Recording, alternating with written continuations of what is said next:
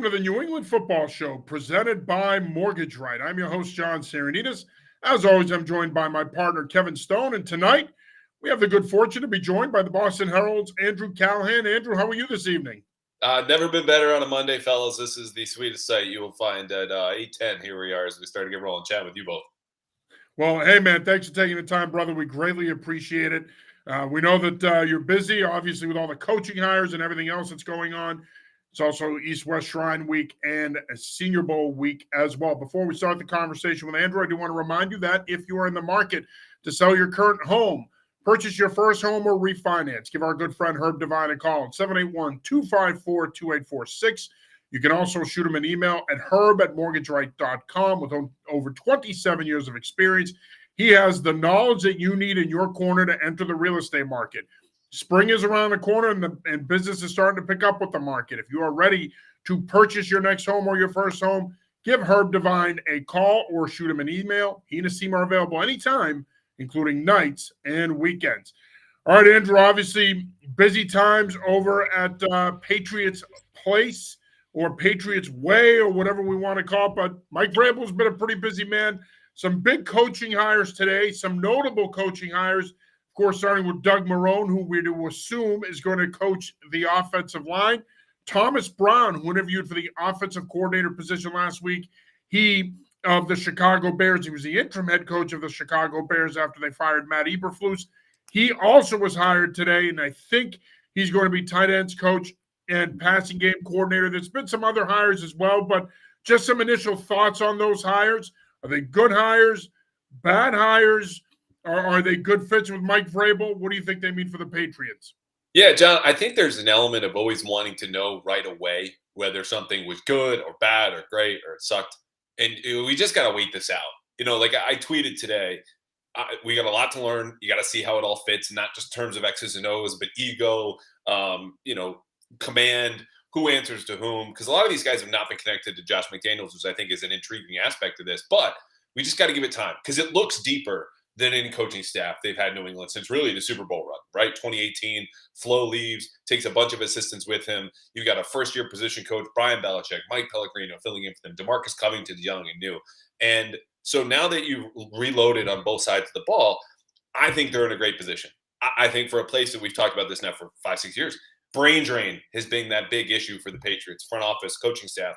They had 4 guys now, including Vrabel, who've had experience as a head coach, even in an interim capacity, is great. It's experience, it's wherewithal, it's diversity of thought from different schemes and systems, guys who have been there, know what it takes, and can run a room. You can just say, set it and forget it. That's what I love. These guys are going to walk into a room and you're going to trust they do their jobs. I think these hires have been great moves so far for Mike Vrabel. Andrew, one guy not coming back, Dante Hightower.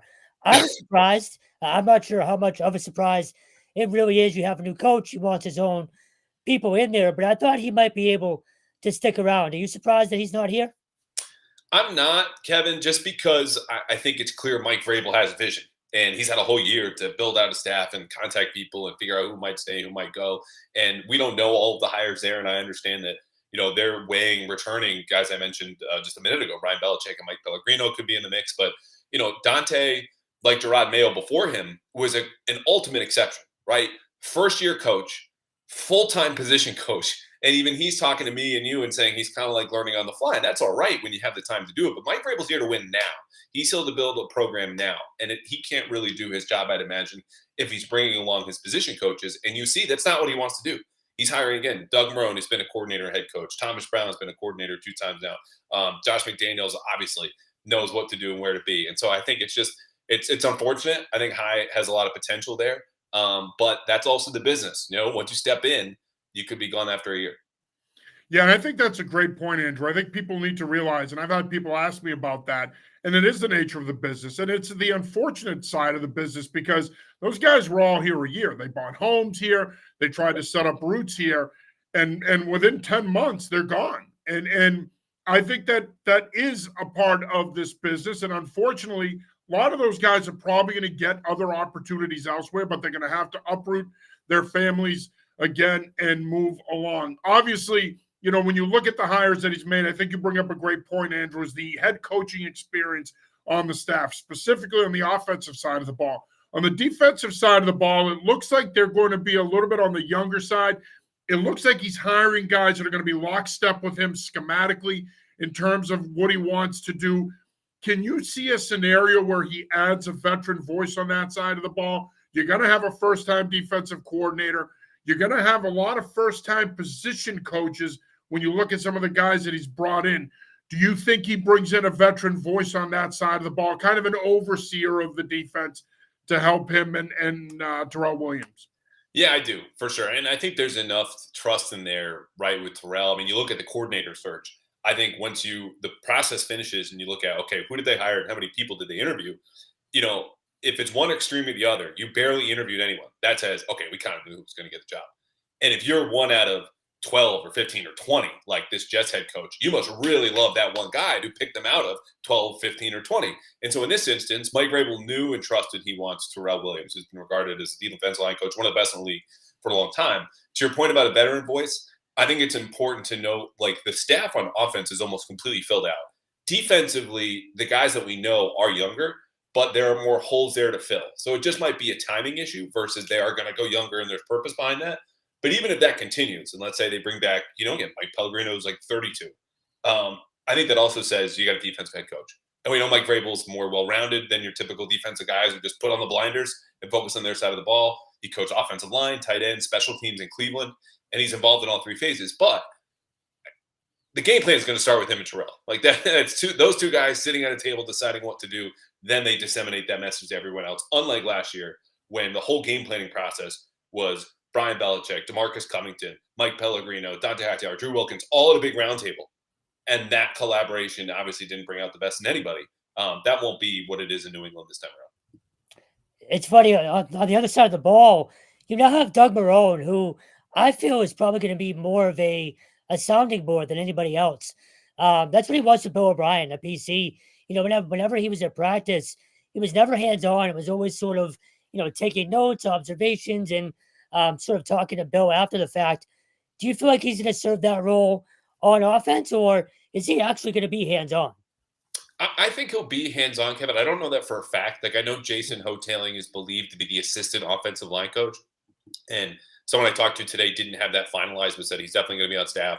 He's here. Thomas Brown, definitely tight ends coach, definitely pass game coordinator. So maybe it's up to Doug. Maybe he goes, this stage of my career, I'd rather be a sounding board than I got to work with City So and his hand placement. We're kind of getting a certain reach block here. Like, I've done that for so long. Like, let me just kind of do the not 9 to 5, but I'll do an 8 to 6, 8 to 8 kind of work day. So we'll see. But I think Doug Marrone, it's just a great voice to have in there because they've lacked continuity and experience in the offensive line for so long. You don't need Scar's clone to come back and fix things, but you do need guys who know what they've done and are familiar with all types of scheme as he is from Jacksonville, University of Alabama, obviously BC now and coming back to New England. Like, that's a guy who you feel like could fit in anywhere. Yeah, and I think you bring up a great point, Andrew, in that they need experience at that position. It's been a revolving door since Dante Scarnecchia retired. They need a veteran voice that's going to come in, stabilize it. You hope he is the offensive line coach. I hope he probably has a broader role than just simply standing there and observing.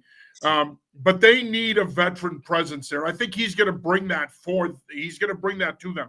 I want to get back to something you said earlier about the offensive staff that I think is going to be an interesting point in terms of how it plays out. And that's Josh McDaniels and the assistants that have brought in. You mentioned Marrone and his diverse experience at Alabama, Jacksonville, New Orleans. He coached under Sean Payton for a long time. We mentioned Thomas Brown, who is a disciple of the modern West Coast offense. He, of course, coached with Sean McVay in Los Angeles. Do you see them blending a lot of these ideas and concepts and bringing them in? Because I think a lot of Patriot fans have trepidation about Josh McDaniels' third tour of duty here because they think it's going to be what they've run in the past. But if you read between the lines and you see what McDaniels has been talking about, he spent a lot of time this past season traveling the country, going to different schools, looking to enhance that Patriot system that we're all accustomed to. Do you see them blending ideas here and enhancing that offense? So I think they will try to enhance the offense. What that looked like and what it means, I don't think they even know yet, because we know this personnel could turn over a ton in the next 4 months between obviously free agency and the lead of the draft, and any trades they might want to execute, right? It depends on who they can get, when, and for how much, and they don't have those answers yet.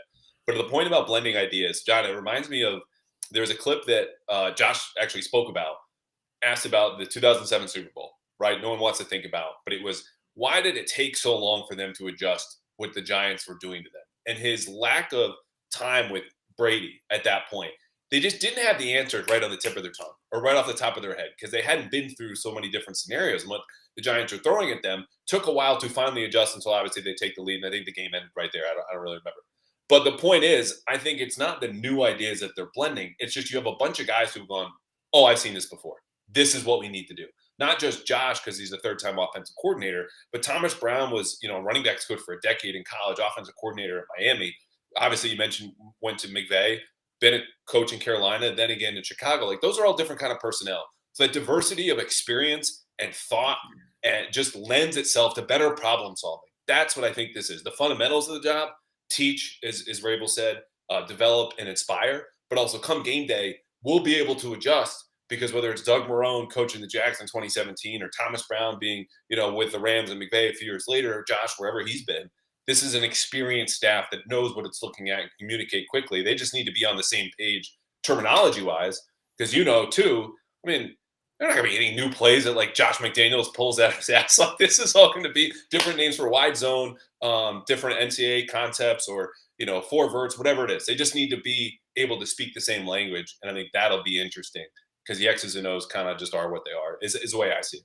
No, I agree with you. I think a lot of the core of the offense is still going to be what they did for years. I think he's going to bring a lot of that back from a conceptual standpoint. But I think it's speaking the same language. Like you said, it's about getting on the same page verbiage-wise. How do you deliver the content? How do you coach the coaches? How do the coaches coach the players? I think it's going to be more about that. And I think you bring up an excellent point about adjustments, because I think that's where their experience on offense is really going to help. You saw it last year, even last season, that they implement the West Coast offense, but it took them a half a season to get into a rhythm offensively. They were slow adjusting. Even at the end of the season, I didn't think they did a great job adjusting in game. I think that Vrabel, obviously, he saw that from afar, and I think he's looking at this and saying, that can't be the case this year. If we're going to turn this thing around, we got to be able to do those things from week one. We can't go to week 8, 9, and 10, and then we're finally getting on the same page as a staff. We've got to be there right out of the gate. Yeah, and I was talking about this with Phil Perry earlier today, and he, I think, fairly has some caution about it, because you've got this like all-star staff, a bunch of guys who are here, and then how is that going to mesh? Is everyone going to be have the same belief system? Who answers to who? Guys who get to those positions, coordinator, head coach, you think you have the right answers more often than not. And will people be able to kind of fall in line and be able to row in the same direction, which was always, you listen to Belichick speak years and years ago, the most important part of any program. Are we all going in the same direction? And so what I would say to counter that, though, is like, when you're 4-13, 4-13 before that, and 8-9 before that, and then 7-9 2 season before that, you can't be picking. Like, the Patriots going into free agency, you need to be like, yes, T. Higgins, this is a blank check. That's seriously what it is. Or, oh, this, D tackle is really more of a 3 technique and more of a 4, down line guy. It's not really the style we want to play. No. You need talent in the building, roster-wise, I think, for the team. Okay? You need a vision, obviously, to fill that. But with the coaching staff, I'm not going to turn my nose up. I'm not saying you are or anybody else is. Like, I just need good coaches in the building. Then we'll make it work here. But talent on staff and the roster right now is the most important thing, because the Patriots can't be picky about that. And they aren't. I think they're building a great staff. In terms of that same vision, or shared vision, I should say, we're 2 months away from the draft now. Does Josh McDaniels have input on players, or I should say, will he? And look, I know he's not making draft calls or anything like that, but he answered to Bill for however long he was here, and I'm sure he pitched ideas. And we've all heard he wanted Lamar Jackson and whoever else, but will his input be taken more seriously in the draft room now, while he's building the offense? Yeah, it's a good question, Kevin, because, Elliott Wolf overlapped with Josh McDaniels for 2 seasons. Now, granted, one of them was in COVID. So, just like you and I, we were hanging out at home and he's watching tape at home, and there wasn't a whole lot of face-to-face interaction in the building. if they have a good relationship, I don't say this as like a favor to Josh, but I think Elliott and Josh are more likely to see the game in a similar way from the same set of eyes as we hear time and time again. If not, that's a little bit of a learning curve. And obviously you have the Vrabel and Ryan Cowden component of this, which has been my argument, but like, hey, if you're the number one guy in the personnel department and someone else names your number two, you're not really number one. That guy who picked your right-hand man is the number one. So I think Vrabel and Elliott Wolf will clearly have most personnel say. Then Ryan Cowden is probably above Josh McDaniels. But, they do send these coaches out on to pro days to work out, get feedback, just like regular scouts. I do think Josh will have input. It's just really hard right now, January 27th, to say what it will be, especially when you already have the quarterback. And that obviously is his biggest area of expertise. Yeah, I wanted to ask you about that. How do you envision the structure of the organization now? I mean, it looks to me like it's going to be a similar setup that you see in San Francisco with Kyle Shanahan and John Lynch. Is that fair to say, or am I misreading this where Vrabel, it looks like he's going to have the final say over the 53-man roster. Elliott Wolf in the front office in conjunction with Vrabel is going to pick the players. Yeah, I think they're figuring that out because the way I put it too is, I don't think Elliott Wolf is guaranteed to be out of a job in May when we know all the front office changes typically happen in the NFL. So him staying on through the draft, even if he's going to be gone, is not atypical. In fact, it's normal. But Mike might look at this and just say, I've heard great things. We've chatted. I have a lot of respect for you and your track record and where you've come from, what you value. And as GMs have put to me, like Elliott's got a near photographic memory when it comes to players.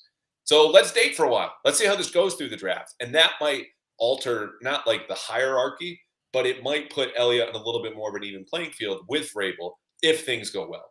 And if Vrabel and Cowden don't have a typical, a completely opposite view of players as Elliott does, because in that case, 2 is going to be 1. So what I would say is I think the 49ers comp is a good one. I wouldn't look at it more as like the 53, but maybe in season and out of season, right? Like Mike Vrabel doesn't have the time to build a draft board. But in season, when you want to cut someone, you want to trade someone, you want to do this, that'll probably be more his expertise or final say on the roster. When it comes to free agency, he'll have input, but the guy making the calls, signing the contracts, doing all the business will be Elliott Wolf or someone that Elliott picks. John, you want to read the comment first? Yeah, Ken Matthias checks in. He says, will many of the new hires for Vrabel's staff end up staying long-term or jumping to a possible HC position if the team progresses and has a good season in the fall? Well, I mean, I think part of the reason why they hired Josh McDaniels is because I think they think he's going to stick around.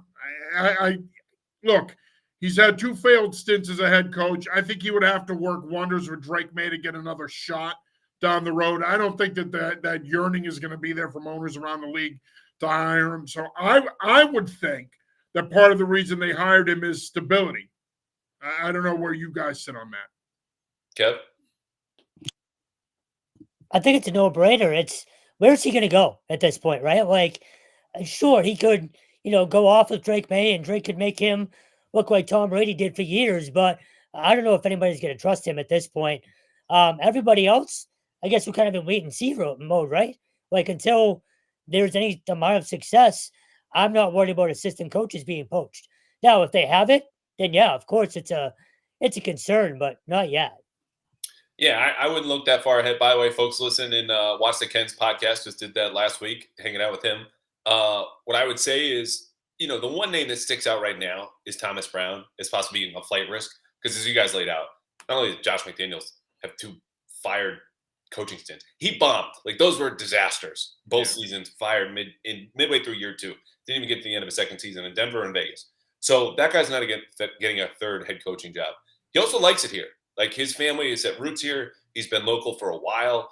And I think that's something he values. Good job, high-paying job, all about football. Whereas the head coach, John, more of an administrator, right? Like you're dealing with a lot of stuff that's just dumped in your desk, stuff that doesn't even get out. So I don't think Josh is a flight risk. I don't think Terrell Williams is for the little I know about him. But Thomas Brown, based on the way he's kind of hopscotched around the country to different jobs and shown potential and had this reputation as a future coordinator and possibly head coach, but not immediately. I mean, they got to win games, and then they got to do it again.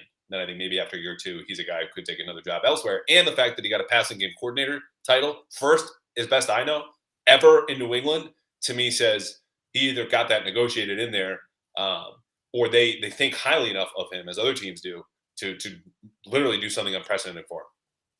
Yeah, no, I agree. I think for him to get that title, obviously he had to have negotiated that, and I think that he not only he wanted that, but I think look, he's young enough where he's going to be a future head coach, especially if he does a nice job with their passing game, because he's not going to be judged on the work he does with Hunter Henry and the other tight ends. It's going to be more about what their passing offense looks like. So I agree with you, Andrew. I think he's the one guy that could be a potential flight risk here in regards to coaches that could leave. Ken, thanks for checking in. Bill Vaughn checks in here. This time last year, we were hearing the names Jonathan Kraft and Robin Glazer. She has resigned. What do you think his input will be with Vrabel and football ops going forward?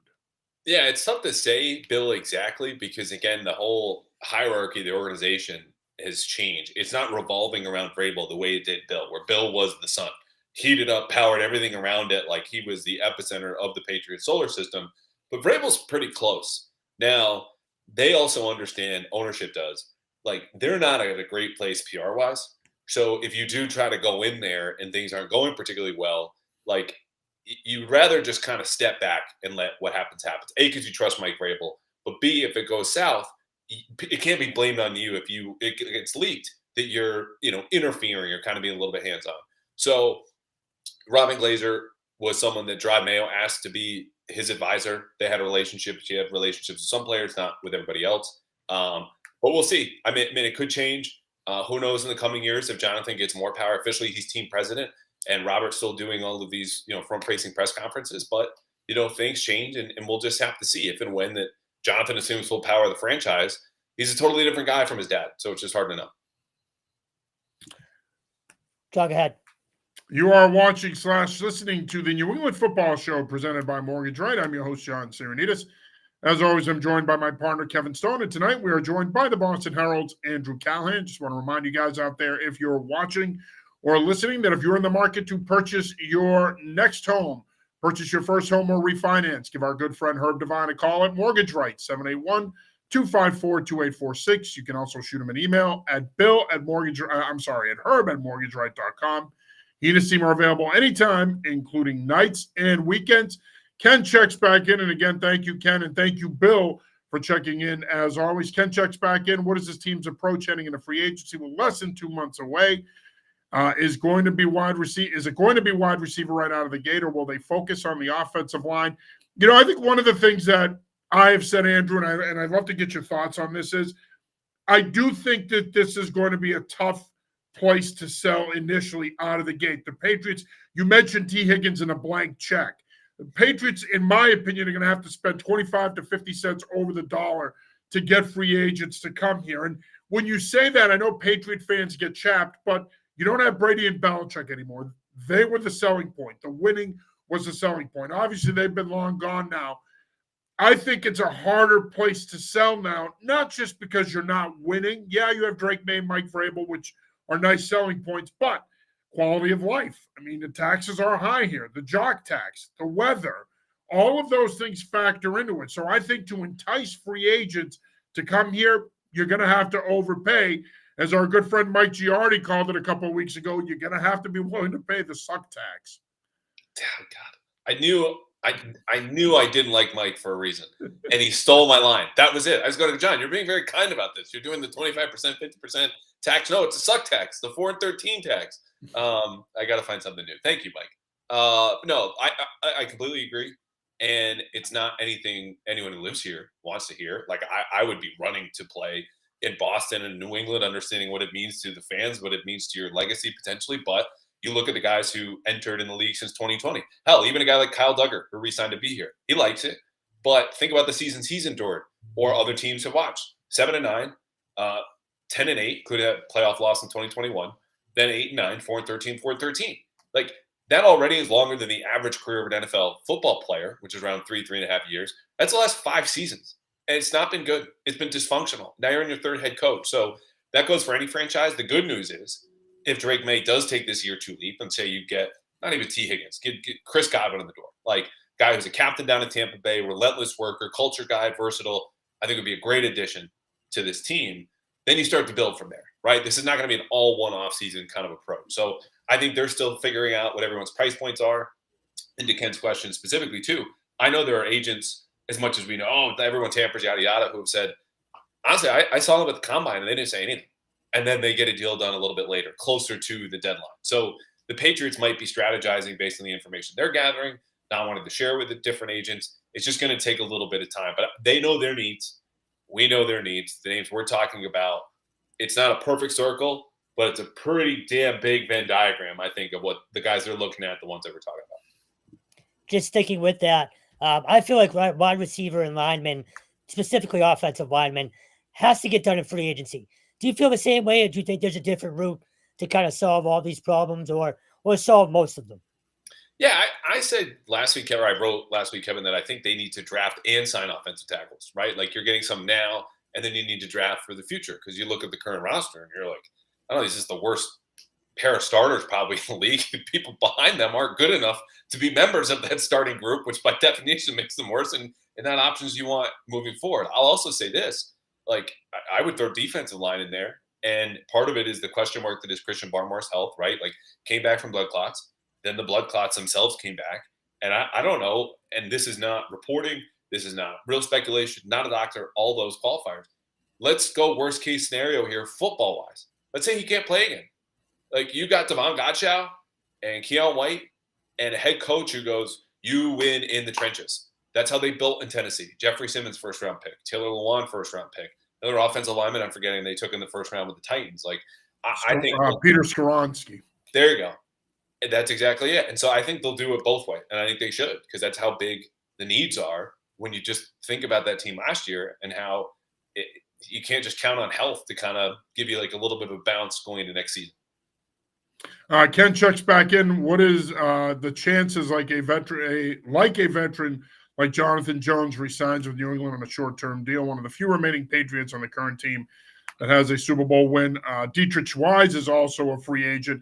What are the chances that two guys like that, veterans who were here during the good old days, come back? I can say this. John was on my podcast a couple of weeks ago, Paths Interference. Check it out. And he wants to be in New England. He is also a veteran of the entire league in this process and understands it might not be his choice. And like they have small corners. So it's not like he brings something new to the table when you got 5'8" Marcus Jones. And you can feel however you want about Marcus Jones, but like that's a guy who's going to be back next year. And for them, I think it would be a wise move. I think if you get close to a fair market deal, whatever anyone else is offering, you could probably back that off a little bit. And I bet he stays. But do they want to do that? I don't know. I would just throwing a dart here, put higher odds that Jonathan Jones comes back than Dietrich Wise, thinking about how Vrabel wants to build this out and where they both are in their careers. Like Jonathan could also just be a utility man, you know, like give me, this is like Lou Merlone, you know, of the Pat secondary. Like guy can play in the slot, he can play outside, put him at safety. He's done all that before. Like, and he's a good player, good clubhouse guy. Like for the most, you know, modern possible reference there. Jonathan Jones, utility man. Let's start the campaign right now, 2025. I wanted to ask you about going back to free agency for 1 second. I mean, they're going to have about $130 million to spend. Now, the conversation in New England when it comes to the Patriots and spending is salary cap versus real cash and what they're actually spending. Obviously, given where the organization is, given Robert Kraft's age, you would think he moved on from Gerard Mayo after 1 year. You would think that there's a sense of urgency there that if there was ever an offseason outside of 2021 where they're going to spend, this is the offseason. Do you see them emptying the bank account this spring? I do, John, but there are two things that I want to say before everyone goes, okay, they're going to set the new record for free agent spending. Number one is you would be a fool to not learn from the lessons of that offseason, right? Like we all applauded it. You got the media buzz, the fan love. Some of those deals even worked out. Matthew Judon contract, great. Hunter Henry, good signing. And then others like Jonnu Smith and Nelson Aguilar are going, what the hell are we thinking? Like Nelson Aguilar in this outlier breakout season, and we give him a multi-year deal that was the highest paid receiver contract the Patriots have still ever signed anyone to, by the way. Do we want to do that again? Where do we screw up in the process? I think that will be in the back of the Kraft's minds. Number two would be it takes two to make a deal. Because had Calvin Ridley said yes last offseason, I don't get to say that fact about Nelson Aguilar, still the highest paid receiver in Patriots history. It would have been him. He said no. He said no like Brandon Ayuk said no. So even when you offer to pay the suck tax, via trade or free agency, sometimes you still don't get a deal done. And I'm not going to pin that on them because we can't be people on the outside being like, Patriots stink. This is so bad. They screwed that up. Dysfunction that, dysfunction this. And then they go to try to fix it. And it's not their fault that a deal doesn't get done. So it's not to absolve everything. I just think they will try to spend a lot while still spending wisely. And even their plan A and plan B might not work based on whatever the market is and the people that they're targeting. Sticking with free agency still. I'll make this one easy. Your top receiver target besides T. Higgins, who is it?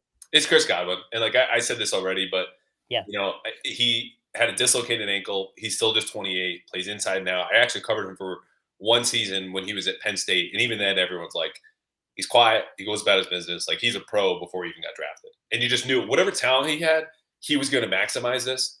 And so forget what people told me 8 years ago. You look up some of Tom Brady's quotes about Chris Godwin. They stack up with, I think, anything he's ever said about a receiver. That's a locker room guy. It's a productive veteran. Does everything you could want. Run blocking, everyone's favorite like compliment for receivers. Oh, they get their nose dirty. Like, he does it. That would be my guy. Ken checks back in. To oppose Christian Gonzalez, would you guys think they could trade to have a 1B corner to help Gonz on the opposite side? I don't think corner is a position where teams are willing to give talent away. I think you're better off drafting and developing that guy. They're not more than likely going to do it with the 4th pick in this draft, but if they were to trade down, long shot possibility. But certainly, I would think you can address his position either in free agency or the draft, where you can get that other corner that has size that can complement Gonzalez on the outside. Yeah, I think that's fair, John. And, I don't know the trade targets off the top of my head. I know I was both fists on the table, slamming, arguing for L'Jarius Sneed. Then he goes for a 3rd-round pick to Tennessee, and you could argue about the timeline, whatever. I just said that guy's 26. Him and Gonzo, best quarterback tandem in the league. We're moving on, some of us anyway. And, you bring up the draft. Will Johnson could be there. People talk about Travis Hunter. I don't have any firm opinions until I watch the tape yet. But DJ Reed is someone from the Jets. Patriots obviously very familiar with. He's set to hit free agency. I think it won't be as high of a need or a position that they target after offensive line, defensive line, and receiver. But it's a premium position. If you got a shot to add a premium player at a premium position, you got to take it.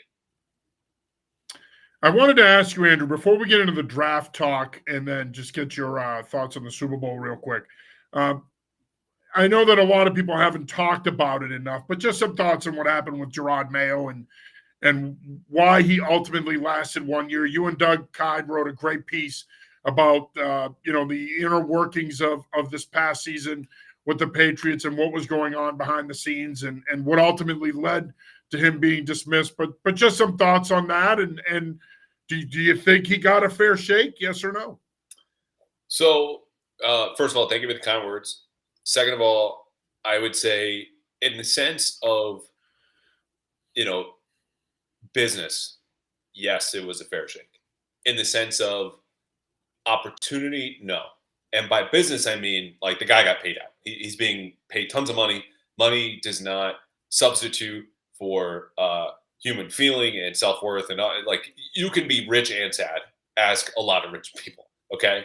But from a business standpoint on the team side, if you're an employer or obviously in this case an owner, and you have an option on the market to make a appreciable upgrade, right? And that was Mike Vrabel over what you have now. And this can make an instant impact. It can make a long-term one. And the fit is there. There's no risk in this. It just costs a little bit more money. Well, yeah, you got to do it. So from a business standpoint, yes, this is what happened. When you talk about opportunity, knowing when he stepped into that job, he probably wasn't ready. And even to whatever degree the Crafts thought, they wildly overrated that from stuff that we've learned from my reporting, Mike Giardi, other places. What happened? It was just a guy who overestimated his own abilities. Not the first time it's ever happened. We do it in different parts of our lives. The Crafts overestimated how well they supported him. And as things went on, it was clear that they were not improving. When you talked about the adjustments in game, you talk about the lack of player development, you talk about people in the front office, where I said this, a couple of agents texted me in mid-December going, hey, we got these league meetings, which is all like GM owner business in Dallas. Where's Elliot Wolf? And I said, what do you mean? He should be down there. He's the de facto GM. They go, he's not here. Matt Groh's here. And in doing some more digging, I think it was indicative of guy in Elliott Wolf who had to do a lot more work with the coaching staff. How that looked and what it was, I don't know. But Gerard Mayo just was not ready. And by the time he did make adjustments, like forget the big stuff, how about the tiny stuff with the media? It was just too little too late. And whatever he is going to be as a head coach is not near what Mike Vrabel is. And so they made the switch. And I think from a business standpoint, it was deserved. Yeah, and I think you bring up the word development. I think ultimately that's what did him in. That he didn't develop players, the staff didn't develop the players, but just as importantly, he didn't develop as a coach. That's the thing. You couldn't look at him and say, all right, he was here week 1 against Cincinnati, he was here at midseason, and he was here the week after the Arizona game. You didn't see improvement from a coaching standpoint. They were routinely outcoached. I don't think he had the team ready to play most weeks. They were fundamentally bad, especially on defense. There were so many things you can point to aside from the flubs with the media and some of this other stuff. But to me, the lack of development across the board, whether it's him or the players, I mean, that was super noticeable. You couldn't help but notice just how underdeveloped they were all year in those two areas. Yeah, and that's different than being bad, right? Like you could look in their bottom 5 on offense and defense by DVOA, and you're like, okay, well, the roster stinks. I go, who got better? Like to your point about development. And I would say this too, because, I wrote this and some people thought that it was harsh. And I hope people trust by now, like when we write things and it's not always per source or according to people who would know, some stuff you hear and you don't need to attribute it. But like we saw this after that first win against Cincinnati. And this officially files under media, but is backed up by quotes in the story you referenced. Doug and I co-authored, and Doug did a ton of great reporting on that, which would have been impossible to do the story without it. Is that after that game inside the building, someone told Doug he was the happiest person in the facility, bouncing off the walls after this week 1 win. When my line about season openers are the most anticipated, least telling games of the year because it's the first game at a 17. And so when your leader takes that type of attitude of just bouncing off the walls, and then you listen to him in the media, where it was a full hour between talking to us Jamokes and WEEI, guaranteeing they're always going to have a good run defense. We're going to run the ball. You have to stop it. Oh, and all your concerns out there about the offensive line were overblown. I'm sorry. That pressure rate in Cincinnati was north of 40%. That sucks. Okay, you won the game, but none of this felt sustainable. And then you finally heard him say that 6 weeks later. Oh, it wasn't sustainable. Well, what happened between those 6 weeks?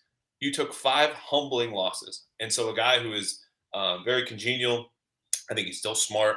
I think he connects well with people, but there's just kind of an immaturity there that we saw a little bit teased out in the media, but more so behind the scenes. And that stuff people grow through, and he just didn't have the time, and the Crafts didn't think more time in the immediate near term would have fixed that. All right, last non-draft question.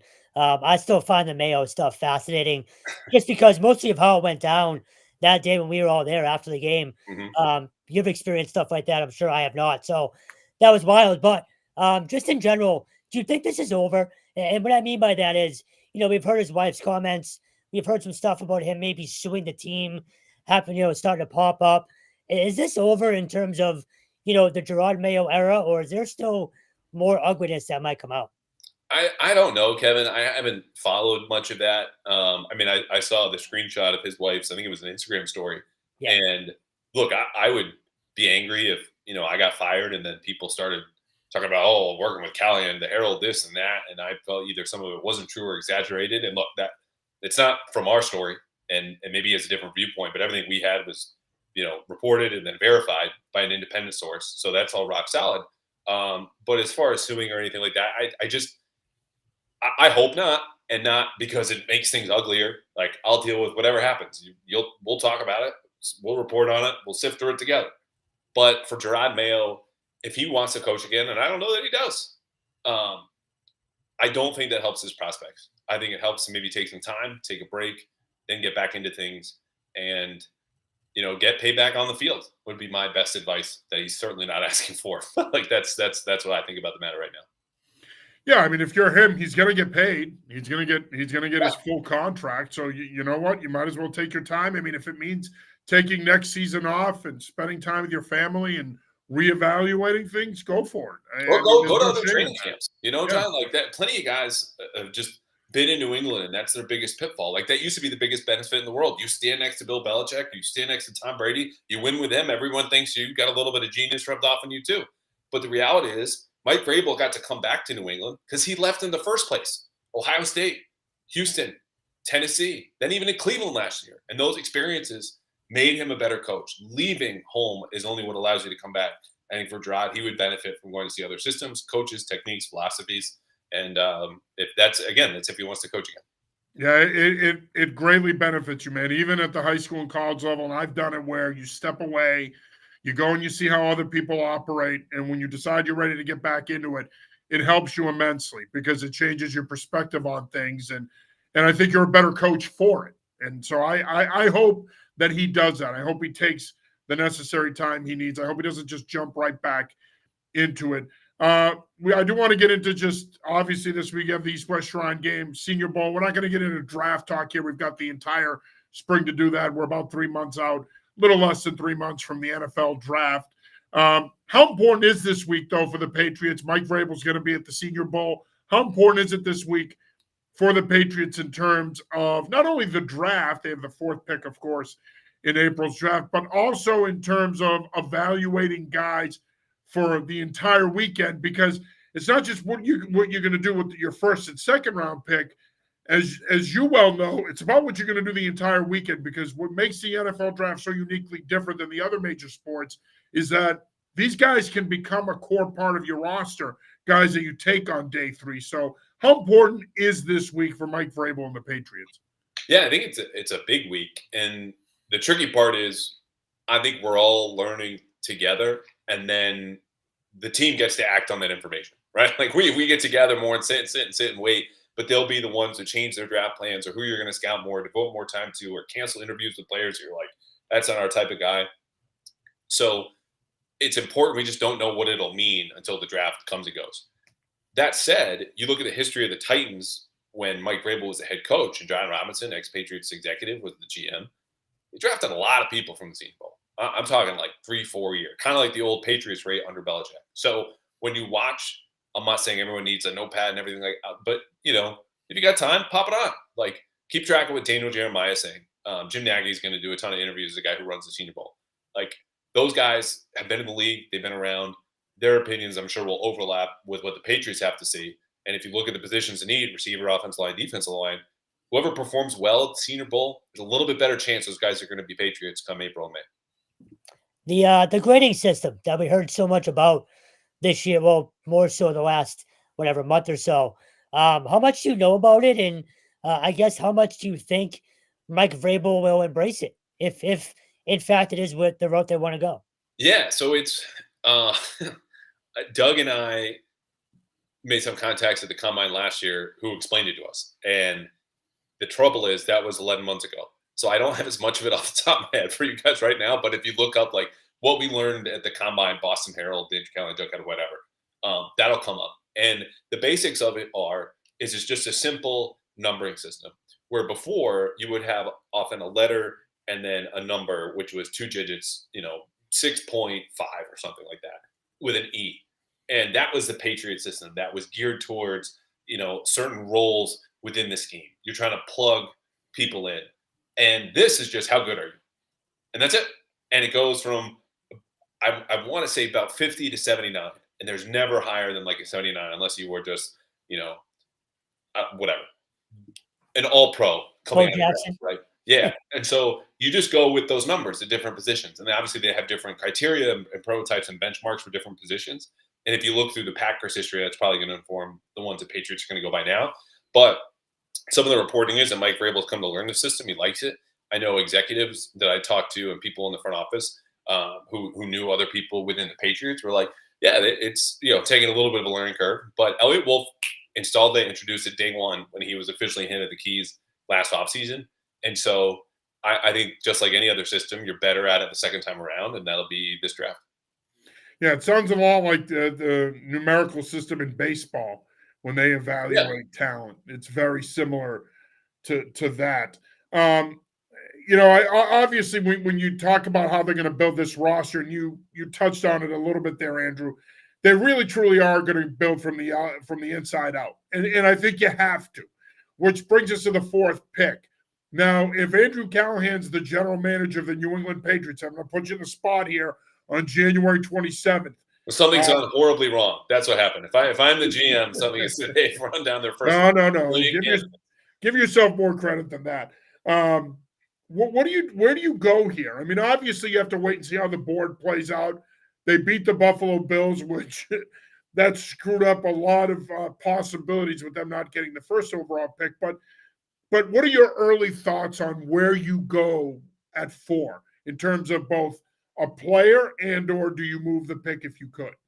Yeah, and I'll go back to what I said earlier. Like, we're all learning Senior Bowl, Shrine Bowl, Combine, Pro Day stuff over the coming months and weeks. So if you're locked into your draft opinion right now, I would just say loosen up a little bit. Like I say Abdul Carter. To all the people out there that are doing mock drafts already. Granted, we have one up at the Herald. It wasn't mine, but Doug puts in his research, and I trust him. It's just have some flexibility because the teams do too, right? Again, they sit down across from a guy who you love the tape, and then you sit down with him, and he just can't break down film for his life. Like, that's going to completely change the trajectory of your opinion and what you're going to do next with this player and prospect.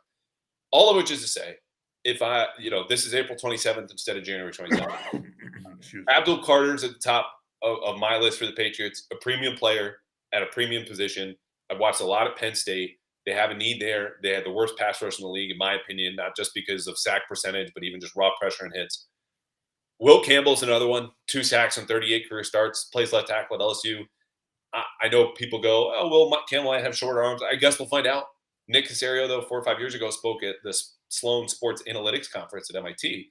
It is very strongly hinted, guys, that when he was with the Patriots, because this is right after he left, they looked at a position to determine if the correlation between short arms really played into the success or lack thereof at a certain position. Did it matter the way that typical traditional scouting think would be? And his answer was no. He didn't say the position. But when you look back at guys like Isaiah Wynn, who they took in the first round, who had short arms, granted not a great pick that panned out, I think they might be a little bit more flexible. I know this is not a Patriot system anymore, but Abdul Carter, Will Campbell, big positions you need to fill. Maybe a trade back, not too far, but obviously hope that the quarterbacks go 1, 2, 2, 3, whatever it is, and go from there. That would be my approach right here. Well, it's interesting that you say that about the arm length. I've known Dante Scarnecchia for a long time, spent a lot of time talking football with Scar, and he's done so much for high school coaches in the area, and I've gotten to sit down and meet with him through the years, and that was Dante. Dante was not a big arm length guy. He espoused more to vertical length. In other words, ideally you want the 6'4", 6'5", 6'6" guy at right or left tackle. It wasn't so much about arm length as much as it was about what the guy can do from the waist down. Is he a natural bender? The footwork. That's really what he focused on, and that's kind of what I think is important as well. With that said, if they do trade down, certainly a guy like Kevin Banks out of Texas could be a potential target for them. But now here we are having this conversation. Is Will Campbell a possible guard? Well, Banks is 6'4", 320. He profiles as a guard physically. But then again, the game's going in a whole different direction now with Mekhi Becton and Daniel Falele playing guards. Now, if you've got those 6'7", 340-pound guys that can't move, stick them inside and get on people and run duo and push the pile. But there's no doubt that the arm length thing is going to come up, and it's going to be a topic of conversation. But if you're sitting there at 4, to your point, you cannot deny Will Campbell's production. 2 sacks in 38 games. You know what? Screw the arm length, man. The guy's got the requisite height, the requisite athleticism. I can live with shorter arms with that kind of production. Yeah, and that's, I'm not an SEC truther is the wrong word, but like someone who thinks that conference, at least the last 2 years, is far and away better than the Big Ten or some other schools. But you look at the edge rushers, even in this class, guys out of Georgia that he's seen and faced and held his own against, like he's seen the best of the best in college football. It's not just 2 sacks and 38 starts. It's generally good. It's like against that level of competition means a little bit more. I'll also say this too, if they do sign, say, Ronnie Stanley, who, is above Chris Godwin and T. Higgins for me as a target in free agency. I agree. I think you should still draft a tackle like we talked about earlier. And Kevin, I don't know the name of the tackle, but he came up on my Ozzy? I think so. BC kid? Ozzy Trapillo. Yeah. Yeah, both of you. Yeah. So Doug Marone, obviously familiar with this guy. Mhm. Plenty of offensive linemen coming out of BC. If you're not asking him to start day one, and he's got the requisite vertical length, maybe that's the approach. Now, hold on. I'm Don't going to do give it. you a name of a Yukon guy Oh my God! I can't that believe I forgot. Yes, that could potentially be somebody that go. I think he's a top 75 pick, and that's Chase Lunt. I think he is. You're talking about 6'7", 315 pounds, really athletic, really loose hips, great feet, bends naturally. Chase Lunt is a guy that could be in the mix for them here as a late day 2, early day 3 pick. I'm in. I mean, plus, just based on where he went to school, he's handsome, smart, good There family you go. man. I knew you would like it. I knew it. No, I would love Ozzy. He's 6'7". He's a moose, but I wouldn't mind Drew Kendall getting a shot here either. He's a Yeah. center for BC too, but I think he goes undrafted. But either way, one more draft question from me. It's about the receivers. This team cannot draft receivers literally in my entire life, probably yours maybe. The only one that I think could have worked out was Malcolm Mitchell if he didn't get hurt. But um, do the guys from last year sort of scare them off a bit from this draft or no? And B, who do you like there in terms of, maybe drafting a receiver if they go receiver early on? Yeah, so it's tough for me to say, Kevin, and I'm not doing the oh, you're afraid to have a take or have an opinion. I just haven't watched any of them that closely. Yeah. I know everyone's a big fan of Ted McMillan out in Arizona, and the numbers are crazy. And I'm not saying Numbers are crazy, but I get N'Keal Harry vibes with him. that's exactly where I was going. And it might be, old Pac-12, PTSD and big body and this and that. I don't care if you're beating up on bad teams in September. And that's what N'Keal Harry did. You looked at the stats.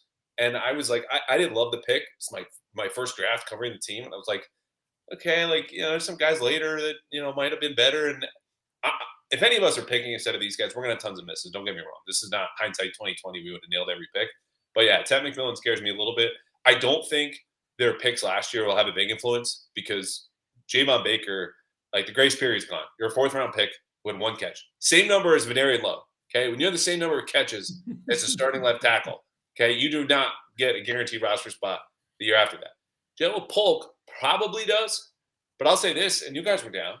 The best Jalen Polk looked all season was in training camp, and it's not because he was facing. You could make the case he was their best receiver in camp. 100%. Yeah, played inside now. The way I kept describing it was a very mature game, and then when they struggle, maturity's gone, I guess. And look, supposedly he was very hard on himself. That's something I think a lot of us can kind of relate to, and you just get to be your own worst enemy at some point. But there's more talent there than we saw. Everyone loves the ragging him. He was terrible. 2 catches after Halloween. I get it. I've got still some Jalen Polk stock that I'm going to hold on to. But Baker, I think they would take a receiver on day 1, day 2, day 3. It's not going to stop them if they feel like the talent and the pick is right. Yeah, I think if you're a Patriots fan, though, and I threw this out on Twitter a couple of weeks ago, and most people were like, well, no duh, but they're going to build from the inside out. And the reality is, if you're hoping for a receiver at 4, probably a long shot. To your point, Andrew, I think I would love Abdul Carter. I mean, I think that's another premium need for them. They need an edge rusher. I think that's a top 3 need for them. So certainly if he's sitting there, you'd have to give him a long look. And if Will Campbell is sitting there, you're going to give him a long look. And look, the bottom line is, as you said, you can address a lot of these needs in free agency, but that's not how they're going to build this roster. Vrabel wants to build the way Bill Belichick did, and other Belichick disciples have tried to do in other places. And obviously, it's you start in the trenches and work your way out there.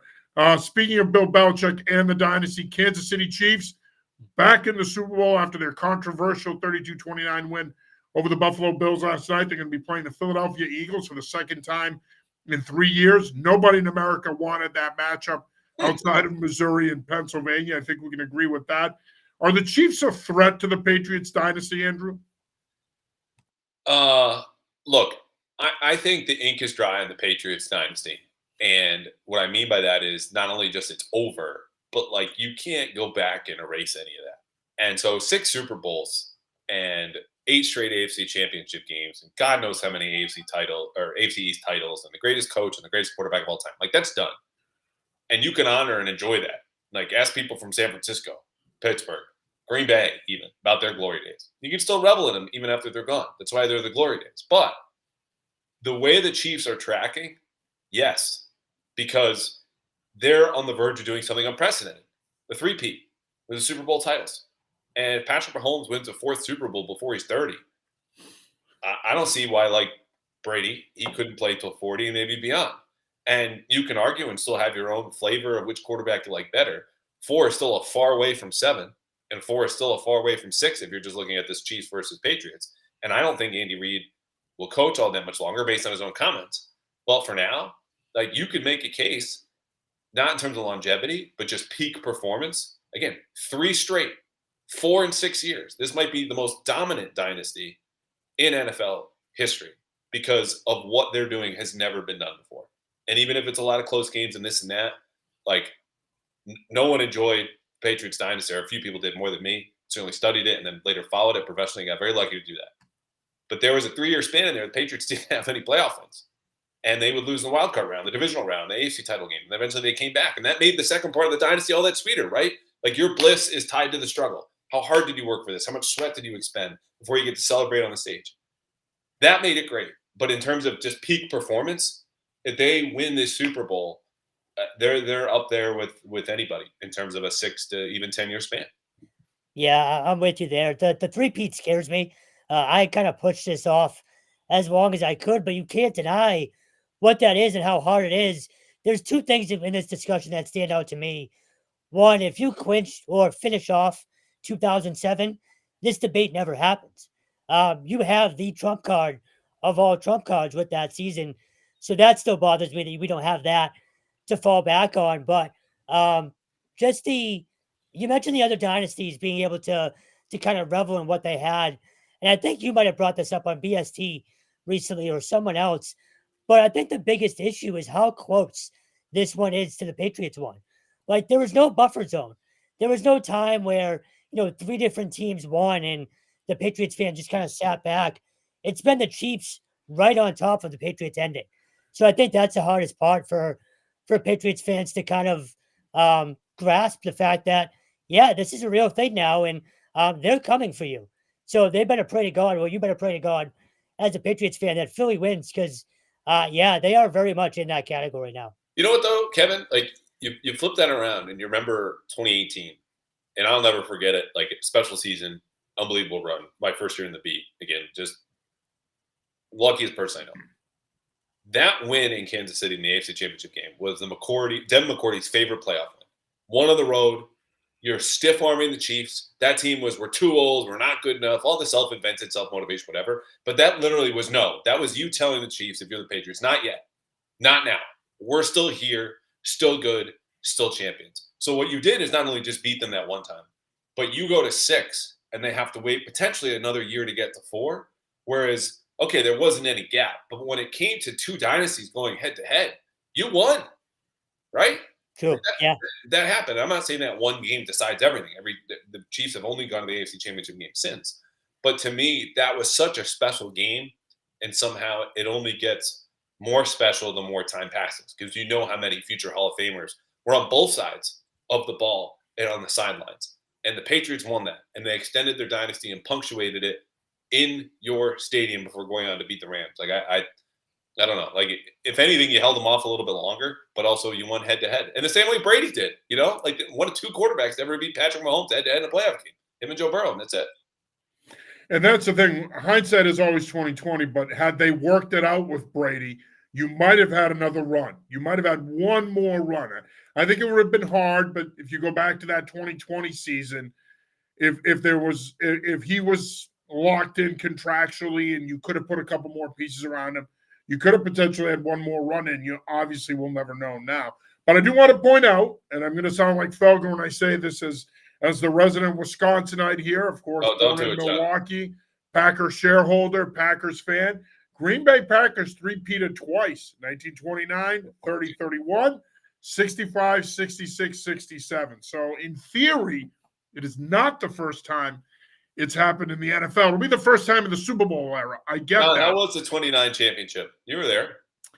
I'll tell you, that was a hell of a team. Curly Lambeau, one of his better coaching jobs, coming off of the stock sale and keeping the team afloat. Curly did a great job with that team. I mean, I was a young lad in those years. But though, we were on the doorstep of the Great Depression, but those Packer teams got us through the beginning of the Great Depression and into the New Deal era before World War II. So I just thought I'd throw that out there. Green Bay Packers have three-peated twice. Look, if we're going to talk in historical terms, we got to respect the history itself. So I think that's a more than 13-time world champions. I mean, honestly, if that was Felger instead of you saying those words, it's the smartest he ever would have sounded. So you have me worried, but then you did a 180. I love the hard pivot there. And by the way, I have to say, I didn't realize how hard it is to debate Mike for you guys until I watched Greg Bedard doing it last year when we were at the stadium for round one. And he's behind us as we're watching the draft unfold. And he's just yelling into the camera. And I'm thinking, why is he yelling? And I'm like, he's got to be on with Felger. That's the only possible explanation. Yeah, you gotta bop him on the nose early. That's my strategy. So sarcasm, throwing a joke there, bust his balls, like just get in and out. Like this is not gonna be. I'm not gonna engage in your terms, And it's all like, let's say this, like zoom out. You have like serious heated debates with your buddies, and I do too. But this is part pro wrestling and theater, which is not how I do my business. But on those shows, like it's not all for exactly how he believes and how he's delivering it. He just wants to make for good television. So that also helps understand to calm some people down. I think when they're watching, they're like, "Oh my God, this a-hole." And you're like, "Yeah, you're probably right," but it's also a little bit on purpose. Well, Andrew, I want to say thank you for taking the time, brother. We greatly appreciate it. Great stuff as always. Now let's do this again soon. You got it, guys. Have a good off season. All right, thanks, you too, man. That is Andrew Callahan from the Boston Herald. That'll do it for this week's episode of the New England Football Show. For Andrew Callahan, Kevin Stone, I'm John Serenitas. Till next week, peace. Yeah.